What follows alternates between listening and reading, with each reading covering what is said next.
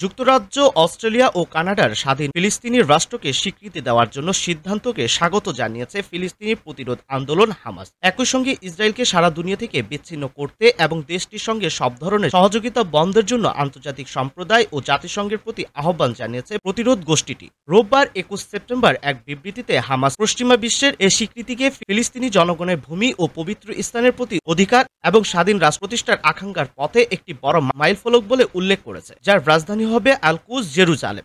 সংগঠনটি এই স্বীকৃতিতে জনগণের সংগ্রাম, অটলতা ও আত্মত্যাগের প্রাণফল হিসেবে আখ্যায়িত করেছে। হামাস জোর দিয়ে বলেছে, এই স্বীকৃতি অবশ্যই বাস্তব পদক্ষেপের মধ্যে পরিপূর্ণ হতে হবে, যার মধ্যে রয়েছে গাজা উপত্যকায় চলমান নৃশংস হত্যাকাণ্ড অবিলম্বে বন্ধ করা এবং পশ্চিম তীর ও আল-কুদসের দখল ও ইহুদীকরণ পরিকল্পনায় মোকাবিলা করা।